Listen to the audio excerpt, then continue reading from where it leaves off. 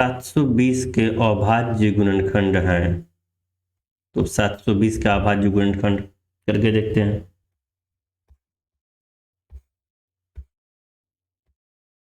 दो से भाग लगेगा, ये 36, फिर 2 से लग जाएगा 18, फिर 2 से लग जाएगा 90, इसमें भी 2 से लग जाएगा 45, 45 में यहाँ करके देख लेते हैं। 45 में 3 से लगेगा 15, फिर 3 से लग जाएगा 5।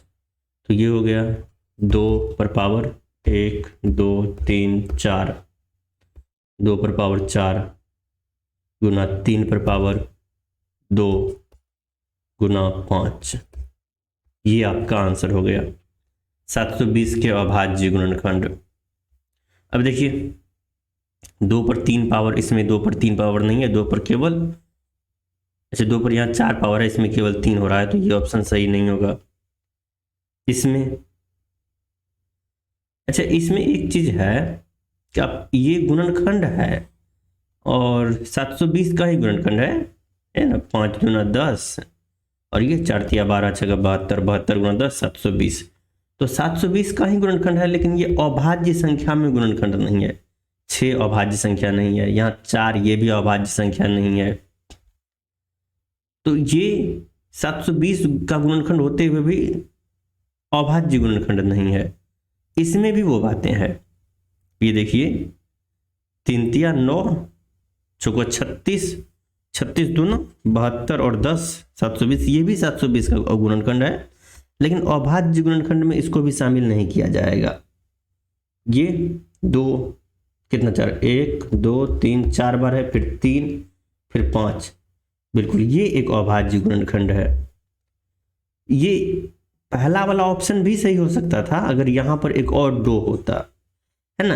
आगे पीछे कहाँ रखा गया इससे फर्क नहीं पड़ता। ये नहीं है कि सबको पहले सबसे छोटी वाली फिर उससे बड़ी वाली उससे, ये इस स्टाइल में देखने में अच्छा लगता है, बस इतना बात है कि देखने में अच्छा लगता है। उससे भी अच्छा ये स्टाइल देखने में लगता है कि एक बार 2 को लिखे और फिर पावर कर देना, फिर एक बार 3 को लिखा पावर कर देना, एक बार 5 को लिखे पावर कर देना, इस तरह से। लेकिन इस सब के साथ प्रॉब्लम यह है कि ये अभाज्य संख्या नहीं है। यहाँ पर 6, यहाँ पर 4 अभाज्य संख्या नहीं है। ये इसमें सब अभाज्य संख्या ही है इस फैक्टर में, लेकिन इसमें है कि ये 720 नहीं हो पा रहा है, 720 से पहले रह जाता है। तो इस तरह से ये अपना option number D correct answer हो चुका है। दो संख्याओं का मौज 111 तथा लौसौ 693 है। यदि एक संख्या 77 है तो दूसरी संख्या, मान लेते दूसरी संख्या x है, तो x गुना 77 पहली संख्या गुना दूसरी संख्या, है ना। दो संख्याओं का अगर LCM और HCF दिया हो तो पहली संख्या गुना दूसरी संख्या बराबर LCM गुना HCF। तो LCM 11 गुना HCF 693, तो x बराबर 11 गुना 693 बटे 77, है ना। ये गुना में है यहाँ पर तो भागा में जाएगा और ये कैंसिल हो जाएगा। 11 7 77 और 7 से भाग लगेगा, 7 9 63 6, 7 9 63 99। इसका आंसर निकल के आ गया। एक मिठाई के डिब्बे में 1/3 भाग राम को में से 1/3 भाग राम को तथा 1/4 भाग सुरेश को दिया गया। बचे हुए मिठाई के हिस्से को ज्ञात करें। तो 1/3 तो 1/3 राम को दे दिया, 1/4 मतलब 1/4 सुरेश को दे दिया। तो कितना दिया इसको 1/3 देख लेते हैं। तो 4 तिया 12, 4 + 3 7/12, पूरा डिब्बे का 7/12 भाग दे दिया। तो बचा कितना, तो पूरा डिब्बा मतलब 1, उसमें से माइनस किया है, दे दिया मतलब माइनस किया, 7/12। ये 12 है ना, 7/12, तो ये हो जाएगा LCM 12 - 7 बराबर 5/12। तो बचा हुआ भाग है 5/12। यदि x बराबर 1/2 है तो x + 1/1 का मान क्या होगा। x का मान दिया हुआ है 1/2, तो x की जगह पर आप रख दो 1/2 जहां जहां है और बाकी कैलकुलेट कर दिया जाए। इसमें कैलकुलेशन किस तरह से होगा, तो ये कुछ हद तक रिवर्स ऑर्डर में यहां से शुरू होगा। कि पहले 1/2 एक्स की जगह पर यहाँ रखेंगे, तो सबसे पहले यहाँ कैलकुलेशन होगा, फिर इसके साथ होगा, फिर यहाँ पर होगा, फिर उसके बाद यहाँ पर लास्ट में कैलकुलेशन होगा। कैसे? ऐसे 1/2 ये वाला एक्स की जगह पर प्लस, वहाँ फिलहाल अभी एक्स ही रख लेते तो भी कोई दिक्कत नहीं था, क्योंकि अभी कैलकुलेशन में इस्तेमाल ये नहीं होगा। इधर सारा कैलकुलेशन हो जाएगा, उसके बाद ये लास्ट में होगा 1 प्लस 1/1 प्लस, अब x के जगह पर 1/2 रखेंगे, है ना, ऐसे। यहां से देखिए आप कि x बराबर 1/2 है, तो 1/x बराबर क्या होगा, तो यहाँ उलट दिया गया है तो इसको भी उलट देंगे, 2/1। 2/1 मतलब 2, x बराबर 1/2 है तो 1/x बराबर 2 हो जाएगा। इसको करने का एक तरीका ये भी होगा समझने के लिए कि कोना कोनी गुना कर देना। कैसे कोना कोनी गुना होगा, तो ये 2 यहां आ जाएगा और ये x इधर आ जाएगा, कोना कोनी का ये मतलब, तो 2 बराबर 1/x, है ना, x इसके जगह पर आ गया, कोना कोनी ये उधर चला गया, तो 1/x बराबर 2, तो पूरा 1/x का वैल्यू 2 आ गया। 1/x की जगह पर 2 रख दिए। अब ये 1/2 प्लस 1/1 प्लस ये 1/, और ये 1 और 2 पहले इसका एडिशन हो जाएगा, जो यहां पर जो प्लस है ये पहले होगा, तो 3, और अब ये 1/2 यहां पर पीछे है, इसको रहने देते हैं, और अब यहां पहले होगा, ये जो भिन्न जोड़ है ये पहले होगा, तो 3 + 1 4/3, तो 1/4/3, और अब किसको यहां रखते हैं, लिखते हैं, तो ये जो 4/3 है 1/, ये उलटने का तरीका 3/4 हो जाएगा, ये 1/2 प्लस 3/4, और अब एलसीएम 4 हो जाएगा, 2 + 3, और अब ये हो गया 4 3 2 5, 5/4, तो यही आपका आंसर हो गया 5/4।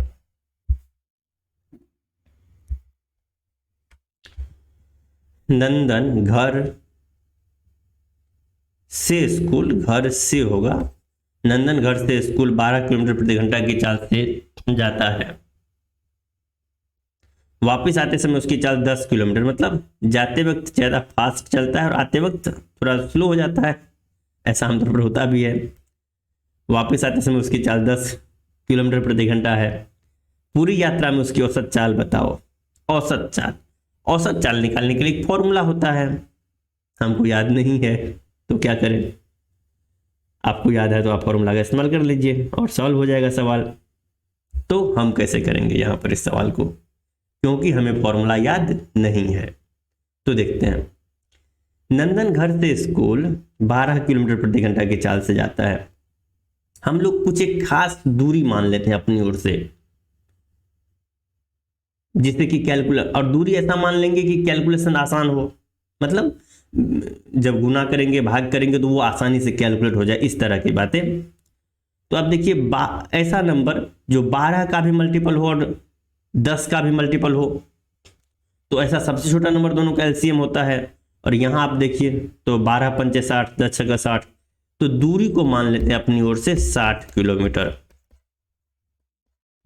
जब दूरी x भी मान सकते हैं, फिर x अगर मानेंगे तो फिर एक दूसरे तरह का झंझट होगा x को मैनेज करना, और तो इसीलिए x को छोड़ करके एक खास नंबर मान लिए, ये ज्यादा आसानी से हमको लगता है कि होगा, तो 60 किलोमीटर दूरी मान लिए।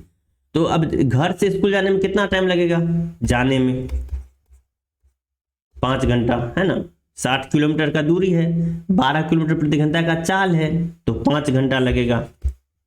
और आने में कितना टाइम लगेगा, आने में अब फिर 60 किलोमीटर दूरी तो वही है, और 40 बार 10 किलोमीटर प्रति घंटा है, तो 6 घंटा लगेगा आने में टाइम। तो जाने और आने में मिला के कितना टाइम लगेगा, 11 घंटा, है ना। और दूरी कितना है जाने और आने में, तो 60 किलोमीटर जाने का और 60 किलोमीटर आने का, टोटल 120 किलोमीटर।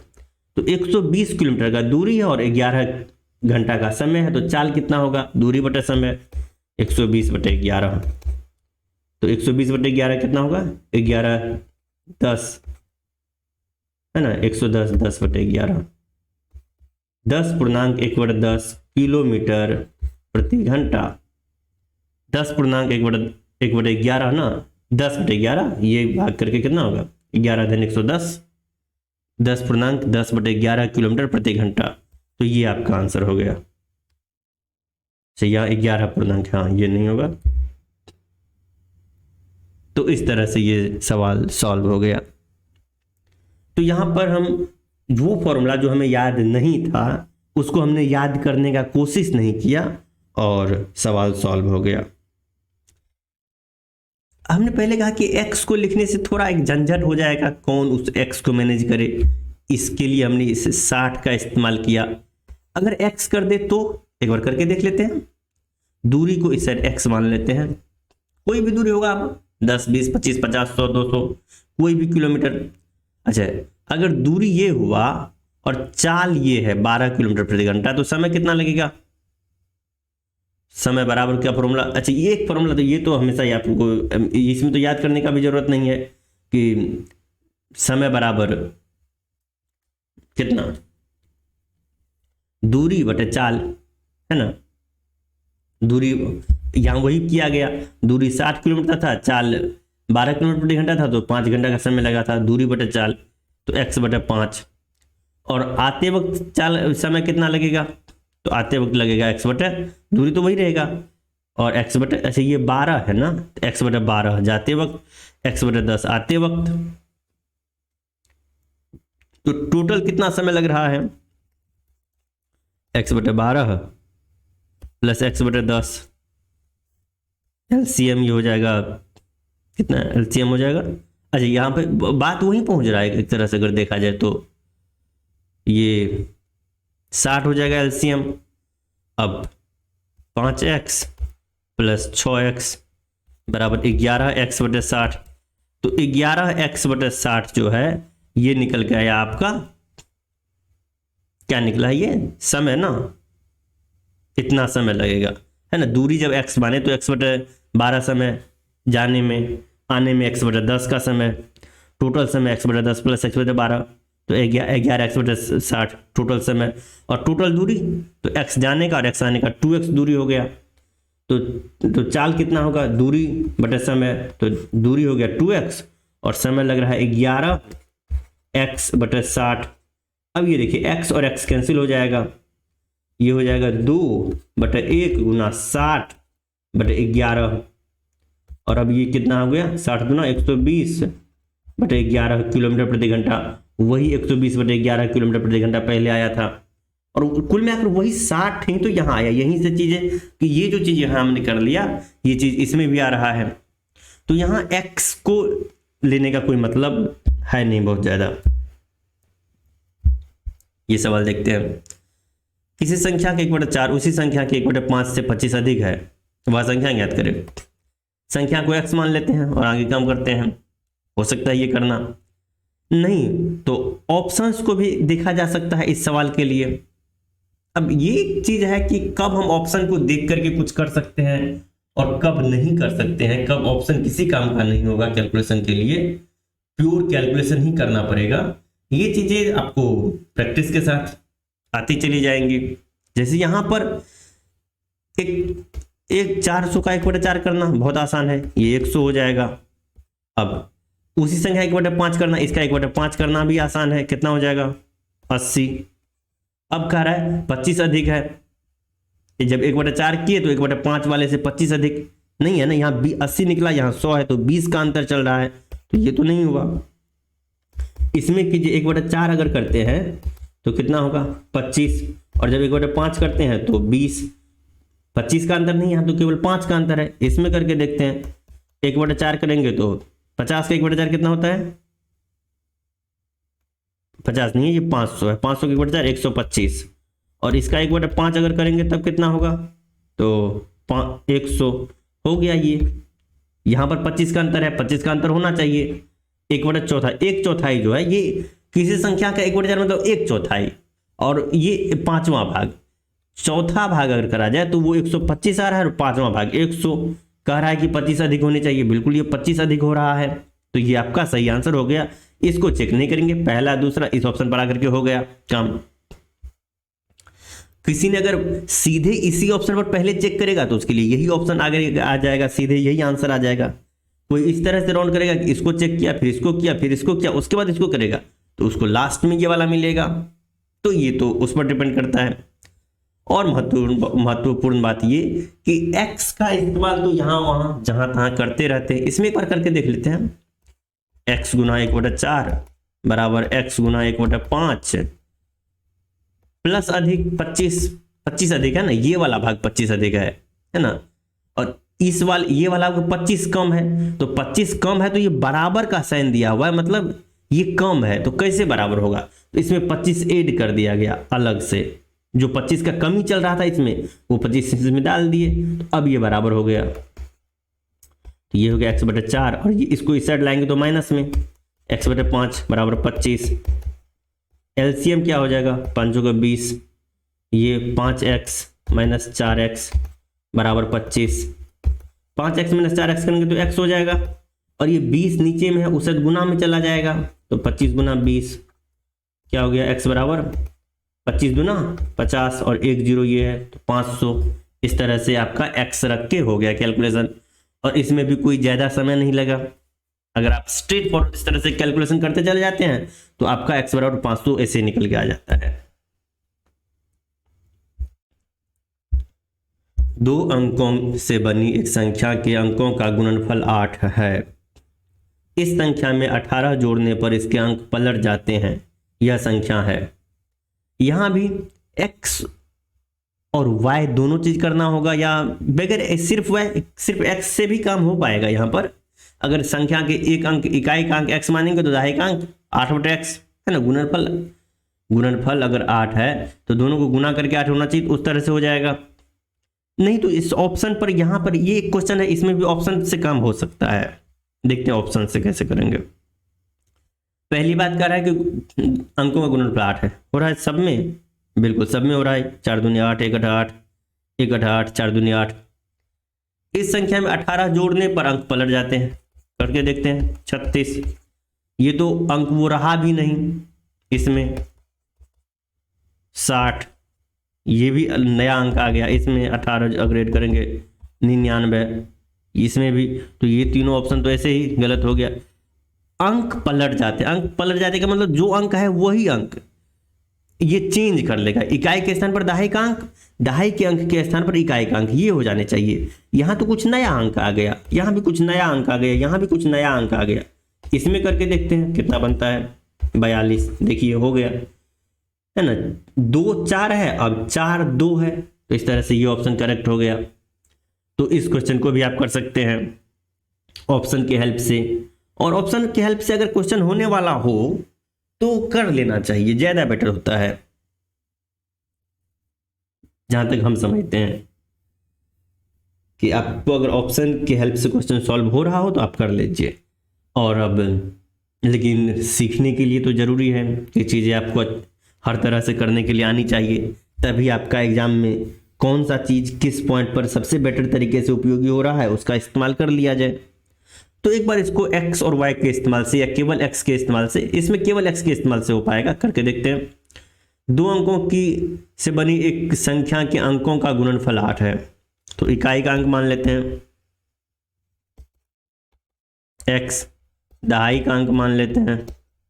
अब 8/x भी मान सकते हैं और y भी मान सकते हैं। y मान लेते हैं फिलहाल के लिए। तो अंक संख्या क्या बनेगा? दहाई के अंक में 10 से गुना किया जाता है और इकाई के अंक में 1 से और जोड़ दिया जाता है, तो 10y प्लस x, ये संख्या बन गया। अब अगर इस संख्या में 18 जोड़ दिया जाए तो इसके अंक पलट जाते हैं।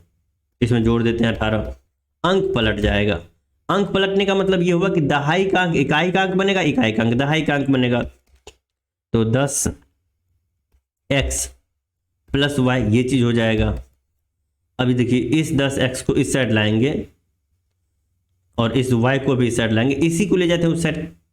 10y को उस साइड ले जाएंगे तो है ना 10y, माइनस में लिखेंगे 10y को और प्लस में y है।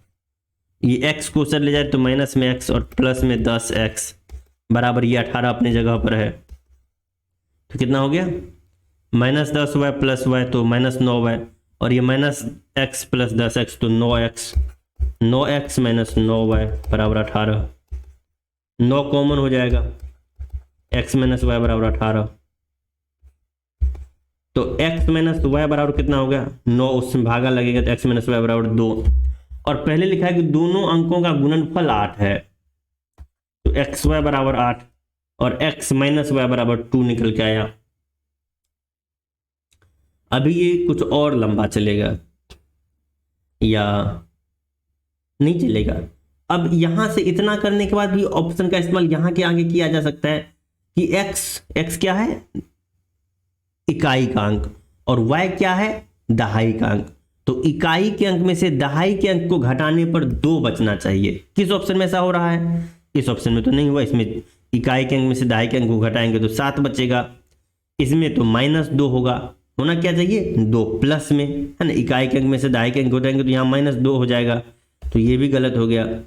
इसमें -7 होगा, ये भी गलत हो गया, इसमें हो रहा है। तो इतना करने के बाद ऑप्शन का इस्तेमाल, एक तो डायरेक्ट पहले पॉइंट से ऑप्शन का इस्तेमाल करना, फिर कुछ कैलकुलेशन करने के बाद ऑप्शन का इस्तेमाल करना, और नहीं और कैलकुलेशन ही करना है तो कर सकते हैं। अब कैसे करेंगे, तो यहां से प्रोसेस थोड़ा और लेंदी हो जाएगा। ये करते हैं, x प्लस वाई का होल स्क्वायर बराबर फॉर्मूला होता है x माइनस वाई का होल स्क्वायर प्लस 4xy। अब ये एक फॉर्मूला का हम इस्तेमाल कर लिए, ये कुछ एक फॉर्मूला है जो बार बार लौट के आती है और उसका इस्तेमाल करना होता है। तो x माइनस वाई का whole square, x minus Y का वैल्यू 2 दिया हुआ है तो 2 का होल स्क्वायर 4 और ये प्लस 4, और x गुना y का वैल्यू 8 दिया हुआ है तो 8 चौका 32, ये हो गया 32 और 32 4 36, तो x प्लस वाई बराबर क्या हो जाएगा, x प्लस वाई बराबर 36 का स्क्वायर रूट, यहाँ स्क्वायर करने पर 36 होता है, स्क्वायर रूट कितना होगा 6, प्लस में भी माइनस में भी, तो फिलहाल केवल प्लस वाला लिख करके करते हैं। तो x माइनस वाई बराबर 2, x प्लस वाई बराबर 6, अब कर दो दोनों को ऐड, तो 2x बराबर 6 2 8, x बराबर 4, इकाई का अंक निकल के आ गया 4, और अब यहाँ x का वैल्यू रख दो, इसमें रख दो x का वैल्यू 4, तो y बराबर 4, 6 माइनस 4 तो 2, तो y बराबर 2, x बराबर 4 y बराबर 2, तो संख्या बराबर 2 गुना 10 प्लस 4, संख्या निकल के आ गया 24, इस तरह से। अच्छा, x प्लस वाई बराबर -6, -6 नहीं हो सकता है। अच्छा, यहाँ पर हमने पहले कहा था कि +6 तो -6 दोनों हो सकता है, स्क्वायर रूट करने पर +6 -6, और आगे एक स्टेप पर लिख देंगे कि x प्लस वाई बराबर सिर्फ 6 +6, माइनस का 6 नहीं हो सकता। क्यों, क्योंकि 2 अंक की बात कर रहे हैं, है ना, 2 अंक, और अंक जो होता है वो 0 से लेकर के 0 1 2 अप टू 3 4 5 6 7 8 9, यही 10 अंक है, इसके अतिरिक्त कोई और अंक नहीं है, ये सब संख्या भी है और अंक भी है, तो यही सब है जो अंक है, इनमें से कोई निगेटिव में नहीं है, और इनमें से किसी 2 को जोड़ेंगे तो पॉजिटिव का ही नंबर बनेगा, संख्या बनेगा, जैसे 9 और 8 जोड़ेंगे तो 17 बनेगा, लेकिन निगेटिव का नहीं बनेगा। तो 2 अंकों का योग कभी निगेटिव होगा ही नहीं, तो निगेटिव नहीं होगा, तो यहाँ पॉजिटिव नेगेटिव का जो 2 ऑप्शन है उसमें से एक ऑप्शन नहीं आ सकता है, तो केवल पॉजिटिव 6 वाला जो ऑप्शन है वही आएगा, और इस ऑप्शन से ये सॉल्यूशन यहाँ पर निकल गया है 24, वही आपका आंसर है। और ये सॉल्यूशन बहुत पहले ऑप्शन के हेल्प से निकल के आ गया था, और यही वजह है कि हम इस बात पर जोर देते हैं कि अगर आपका क्वेश्चन ऑप्शन से सॉल्व होने वाला हो तो पहले उसी को ट्राई करना चाहिए और उसी से सॉल्व कर लेना चाहिए सवाल को। अगला सवाल देखते हैं। एक वृत्त की परिधि 22 मीटर है, उसका क्षेत्रफल कितना होगा। परिधि बराबर फॉर्मूला क्या होता है 2πr, अब परिधि बराबर फॉर्मूला 2πr बराबर 22, तो इससे r का वैल्यू मिल जाएगा कितना 22/2π, तो 11 दूना 22, काटे जा रहने दे, काट देते हैं, 11 दूना 22, 11/π। अब क्षेत्रफल कितना होगा क्षेत्रफल बराबर होता है पाई आर स्क्वायर। तो पाई आर का वैल्यू 11/पाई निकला ना, तो 11/पाई का स्क्वायर, तो 11/पाई गुना 11/पाई। ये इस पाई से ये पाई कैंसिल हो गया, ये बच गया 11 गुना 11/पाई का मतलब 22/7, ये ना। तो ये हो गया 11 गुना 11 गुना 7/22, ये उलट जाएगा, और 11 गुना 22 77/2 बराबर 38.5। तो 38.5 आपका आंसर हो गया। ये 38.5 मीटर स्क्वायर वृत्त का क्षेत्रफल पूछ रहा है। तो इस तरह से ये क्वेश्चन सॉल्व हो गया। एक व्यक्ति एक वर्गाकार पार्क के 2 चक्कर लगाते हुए 88 मीटर की दूरी तय करता है। उस वर्गाकार पार्क का क्षेत्रफल है। 2 चक्कर लगाया, वर्गाकार पार्क है और 2 चक्कर लगाने पर 88 हुआ, तो एक चक्कर में 44, और 44 तो 4 भाग है ना, वर्गाकार है और चारों भाग पूरा करेगा, तो एक साइड का वैल्यू कितना होगा 11, और ये मीटर में है, तो 11 मीटर हो गया साइड, है ना। एक भुजा की लंबाई, वर्ग की एक भुजा की लंबाई 11 मीटर। क्षेत्रफल क्या होगा, तो वर्ग का क्षेत्रफल भुजा स्क्वायर होता है, तो 11 का स्क्वायर 121 मीटर स्क्वायर। क्षेत्रफल का यूनिट इस तरह से चलता है स्क्वायर में, तो 121 मीटर स्क्वायर आपका ये फर्स्ट ऑप्शन करेक्ट हो गया।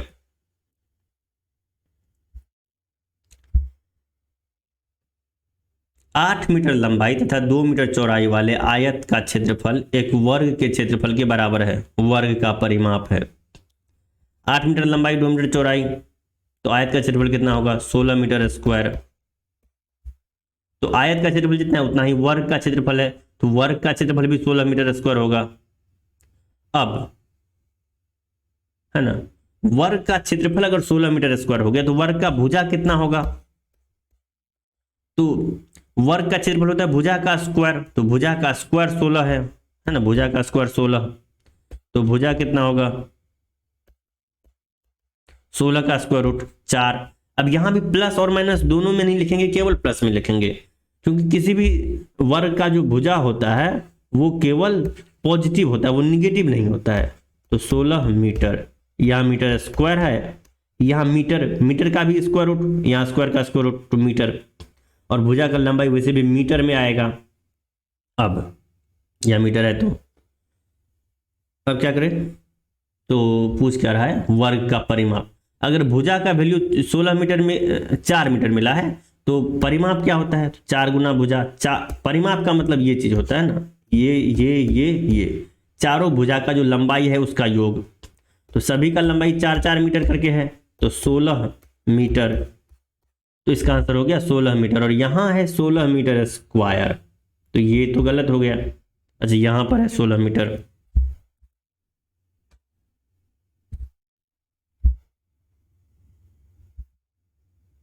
तो इस तरह से आज का सेशन कंप्लीट हो गया। ओके।